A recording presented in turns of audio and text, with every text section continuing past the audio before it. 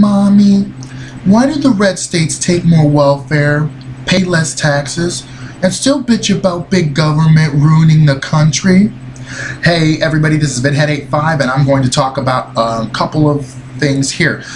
Do you know that there are, I believe, 10 states, New Mexico, West Virginia, Mississippi, District of Columbia, Hawaii, Alabama, Alaska, Montana, South Carolina, and Maine receive between $1.78 and $2.63 for every dollar that they pay in per tax dollar. They get that back from the federal government. And due to the sourced by the IRS, the U.S. Census, and the Tax Foundation ranking of spending versus taxes, they found that these red states take more in federal money than they pay back to the government, and more Democratic-leaning areas took less. Less than that. But of the 50 states in the District of Columbia, each on average received $1.29 for every federal tax dollar made. However, this is what happened here. The red states got a bigger cut of federal spending. Of the 22 states that went to McCain in 2008, 86% received more federal spending than they paid in taxes in 2010. So 86%, that would be about 17 of those states, no, 19, about 19 of those states paid, got a bigger cut of federal spending than they gave to the federal government. In contrast, 55% of states that went to President Obama received more federal spending than they paid in taxes. So about 55% of 28 states, so that would be about 14 to 16 states that got more funding than they put into the Treasury. Now, they explain this as red states may be more rural and more likely to receive more federal funding, and among predominantly rural areas, they receive more than they spent in taxes. And in contrast, 44% of urban areas receive more federal spending than they paid in taxes. So 81% versus 44% of red versus blue. And rural states on average receive $1.40 in federal spending for every tax dollar paid. Urban states, however, received $1.10. And rural states are defined as those whose urban population rate is below the national average of 79%. Urban areas receiving less than $1 per tax dollar: New York, Illinois, Colorado, California, New Jersey, Massachusetts, Connecticut, Rhode Island, Delaware, Maryland, and ironically Texas. I would think they would receive more. But also on the flip side of that, we see, as I've definitely stated, red states tend to take way more money from the big bad government's the problem, because it's always intruding in our lives and giving us regulations that we are burdensome.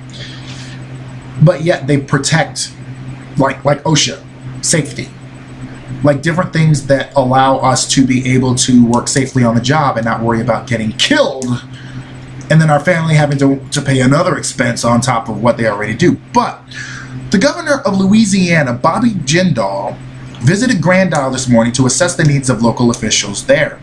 The Republican governor so far has asked for federal aid several times in relation to this bill, including a request for federal funds should BP fall short of meeting the needs of our people, a request for federal unemployment benefits funding to help pay for the disaster-related workforce training and job placement services and unemployment benefit services for workers displaced as a result of the spill, a request to the Small Business Administration to approve more loans to small business owners, a request to the Department of Commerce for a declaration of commercial fishery failure so that more governmental assistance may flow. And the governor says this: I want to reiterate that the spill fundamentally threatens the way of our way of life in Louisiana, and he decried the stimulus package, which was meant to help lessen the painful aspects of the worst recession since the Great Depression, and who mocked stimulus money for the monitoring of volcanoes that could create crises near or of equal proportion in other areas. But that didn't stop him from posing with a stimulus check from a local communities in his state. So they're basically, so Congress is considering this because a lot of it is special funding on top of what they're getting from BP. And of course, this is the same governor that says, or Bob Menendez of New Jersey, Democrat of New Jersey, well, you know, here we go. You know, the governor of Louisiana says the federal government should stay out of the state's business. So basically, we see this, there's a dialogue between Oberman and Mulitsas, who is writer for the Daily Kos, who says, you know, that the federal government exists to help, basically help the state and bail out the state. But yet these same people who repudiate the thought of having government come to the rescue are the very first people that will say, hey, we need money. The drought issue, the drought in many of across the Midwest, a lot of those states are red and they're asking the federal government for assistance. But yet some of those very same states are refusing Medicaid expansion for health care. I say those, you know what, if your governor's going to say that big bad government's the problem, well, let the federal government stay out of your business. But the people will suffer, and that's the collateral damage of it all, and they know that.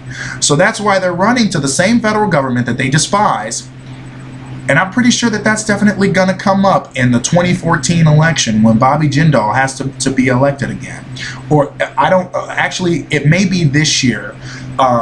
Because I don't know how the Louisiana governorship works, but in New York it'll be another 2 years.